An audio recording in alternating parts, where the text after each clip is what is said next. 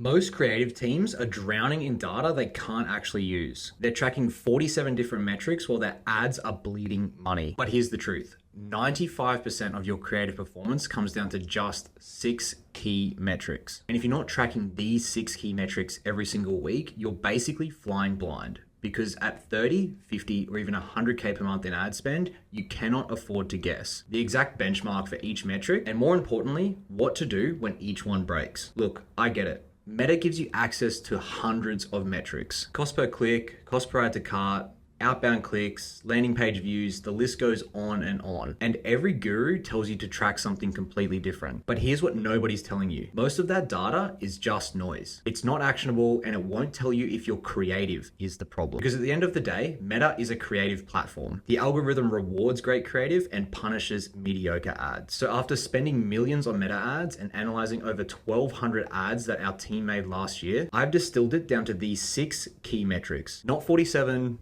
not 20, just 6. And the brands who track these religiously are spending half the time and effort on creative production while getting 3 times the result. These are the only numbers you need to diagnose creative performance inside of your Meta ad account. And I'm going to walk you through each one right now. The first metric is hook rate. And this tells you one simple thing. Are people actually stopping to watch your ads? Your hook rate should be between 25 and 30%. And anything below that and your hook is too weak. High-performing hooks do 3 things. They pattern interrupt, meaning that they're visually different from the surrounding content on the organic feed. They create curiosity, and they're specific, not vague benefit statements in the hook. If your hook rate is weak, you don't need to restructure your entire creative. You just need to nail the first 3 seconds. When it comes to hook rate, it's important to understand that this is just a soft metric for overall video performance. What do we mean by that? Is that if your video or your creative isn't actually performing, then you need to look at these soft metrics. So look at your KPIs first and those hard metrics before you look at your soft metrics. High performing hooks generally have better CPMs, so always try and optimize for better hooks and better engagement. Although with a high hook rate or your first 3 seconds is not going to guarantee performance. What that means is that if you have a high hook rate, that doesn't always mean that you're going to have really good performance on that ad and vice versa. But if you do have a weak hook and your ad creative isn't performing, what it typically means is that your concept or your ad lacks the stopping power on the feed. Metric number 2 is hold rate. This answers the question, does your story structure and your script actually work? If people stop on your ad but then drop off at 3 seconds, your hook worked, but your story and your script didn't. A low hold rate can mean one of 3 things. 1, your pacing and your editing is too slow, meaning you're not delivering value to the viewer fast enough. Number 2 is your story structure is broken. There's no payoff to the hook. And number 3 is your concept just isn't interesting enough to this audience. The fix to this is higher hold rates come from better story structure and better scripting by creating open loops, curiosity gaps, and payoffs for the hook that actually deliver on the promise. So when you're looking at your hold rate, the question you need to ask is, does this story structure actually work? Again, it's a soft metric for overall video performance. If a video or a creative isn't performing, go back and look at these soft metrics.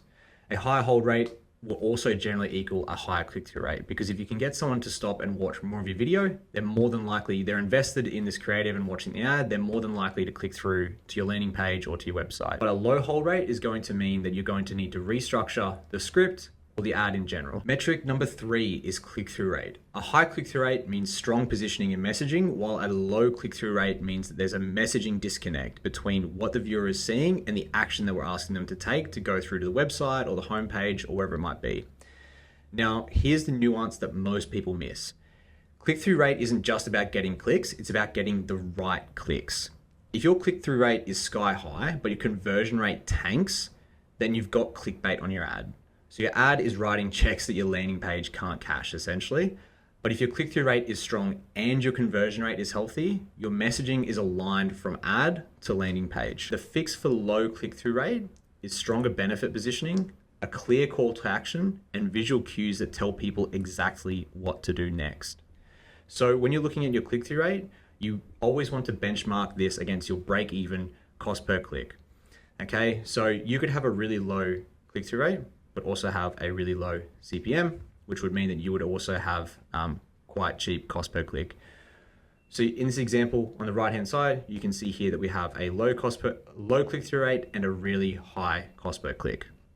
So there's a massive disconnect here between the action that we're asking people to take, but also looking at the cost per click, the CPMs on this ad are also potentially too high. Again, click-through rate is more of a soft metric for your overall video performance. You need to look at your hard KPIs like your cost per purchase, your return on ad spend, and also your cost per click, and benchmark those first. Again, a high click-through rate gives you strong product positioning, but then you need to look at your other KPIs such as your conversion rate. Whilst a low click-through rate can mean a messaging disconnect between what people are seeing in the first 3 to 10 seconds and then the action that we're asking them to take at the end of the video. Metric number 4 is CPM, or cost per 1,000 impressions. And here's what nobody tells you about CPMs. Better ads get cheaper distribution, while poor engagement on your ads actually gets penalized by Meta. It's normal for an ad to have higher CPMs in the first week. However, if your CPM is climbing week over week, then Meta is telling you your creative is fatiguing or it's reaching the wrong audiences. Your audience has seen it too many times and your engagement is dropping, and Meta is actually charging you more to force it in front of those same people. But you need to benchmark your CPMs against your best performing ads in the same campaign. So in this example here, we have from the same account, you can see the difference in CPMs across these different ads and across these different campaigns. So one ad might be targeting a completely different audience, and if it's a higher average order value, or if there's something in the ad that Meta doesn't like in terms of engagement, we're going to be penalized with high CPM costs. And then when you combine that with a lower click-through rate from our last metric, you're going to look at getting cost per clicks or CPCs that are just completely unaffordable. So when it comes to analyzing your CPMs, again, this is a soft metric mainly for your audience size and quality, but it can also be a soft metric for your creative performance. Again, if the ads aren't engaging for the right audience, for a large enough audience size, then you are going to see higher CPMs, which is why it's important to benchmark your CPMs against your best performing ads from the same campaigns. And it's also important to note that different markets and different products are going to have different benchmarks and different CPMs.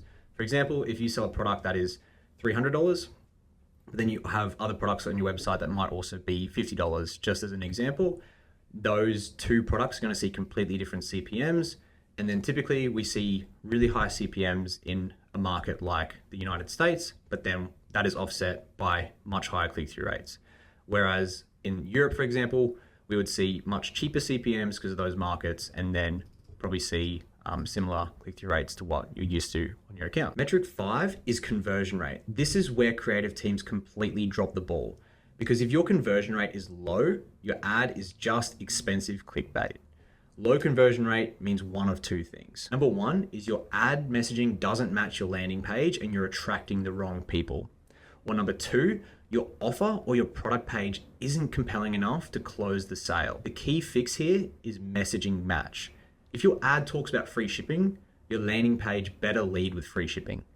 If your ad shows a specific product, obviously don't send them straight to your homepage.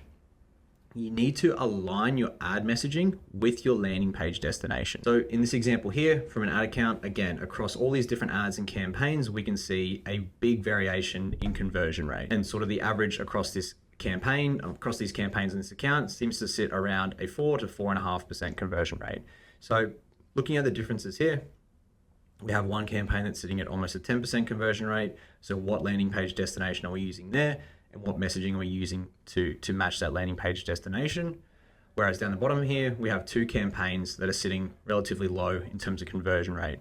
So what we would do to optimize these ads and these campaigns is just look at, okay, what is the ad messaging saying? And what is the landing page destination that we're sending them to? So again, if this is too low overall, you need to improve your messaging because your ads are just clickbait. When it comes to conversion rate, this is a key performance indicator for your ad performance. A lot of your ad performance should be tied back to either conversion rate, CPA, or return on ad spend before you look at your soft metric. You also need to benchmark your conversion rate, because typically what we find is that your conversion rate on Meta ads will be a lot higher than it will be from your Shopify metrics or your Shopify dashboard. Again, it's important to note that if you're marketing in different markets or you're advertising in different markets, with different products, all of these are going to have different conversion rates as well. So it's about establishing benchmarks inside of your ad account. Metric number 6 is frequency. This tells you one of two things. Number one, how long a concept can run before you need fresh angles, as well as what funnel stage these ads are being served to. When frequency climbs above 3.5, for example, performance usually starts dropping, CPMs start to rise, cost per click goes through the roof, and your click-through rate falls off a cliff. Why? I mean, the reason for this is simply ad fatigue or audience fatigue. Your audience is tired of seeing the same thing, or your ads aren't being served to a big enough audience, but you don't have to go and kill your winning concepts, just iterate on them. Same message, different hook, different visual, different ad format. See, the best creative teams aren't constantly trying to reinvent the wheel. They're just finding winning formulas and iterating on them strategically. So in this example, we have, again, very different frequencies between 2.4 and a 5.1. Now, depending on how long these ads have been running for, what we can take away from just looking at the frequency is that we have some ads that are much lower frequency, and just for argument's sake, let's say that the spend was weighted equally. Meta had decided where to put the ad spend. The lower frequency ads would typically be targeting more of our top of funnel style of ad, top of funnel audiences, a much broader audience, whereas the ads with a much higher frequency are either seeing too much creative fatigue depending on ad spend, and or the audience is too small. And what we see with frequencies that are quite high, even if they haven't had much ad spend, is Meta is typically serving these ads to retargeting audiences. You might find this with comparison ads or discount ads or bottom of funnel style types of creatives, typically see higher frequencies, whereas top of funnel style of ads typically have a much lower frequency. And that's how you can tell what funnel stage these ads are actually being served to. Again, this is more of a soft metric for overall creative performance, but it gives you an idea when your hard metrics or your KPIs start to drop in performance. You can look at frequency as an indicator as well. So again, high frequency typically equals creative and or audience size is too small, typically bottom of funnel style of creative in that example, and a low frequency typically means a more scalable and or a broad audience size. So typically more of a top of funnel style of ad. Okay, so now you know the 6 creative metrics, but here's how you actually use them. So every single week, you need to run a creative review. We use Magic Brief to automate all of this reporting across the different brands that we work with. We pull up these 6 metrics for every active creative and look for patterns across winners. See, your winners will have patterns, and also your losers will have patterns. And your losers will typically break on one or more of these 6 key metrics. And look, here's the truth that nobody wants to hear. The most successful creative teams aren't the most artistic, and they're definitely not the most creative. They're just the most metrics driven. They know their numbers, they benchmark everything, and they make creative decisions based on performance data, not just gut feel or vibe marketing. Now look, if you're spending 30K per month or more on Meta ads and you want help building a metrics driven creative system like this to scale your creative production without drowning in data or burning through budgets, then click the link in the description to book a free creative audit with myself. Or if you want the exact benchmarks for each of these 6 metrics, I've put together a free creative performance scorecard. Link is in the description. Go and grab it. Use it in your weekly creative reviews. And if you found this valuable, subscribe and leave a comment, because I break down Meta ad strategies like this every single week. So see you in the next one.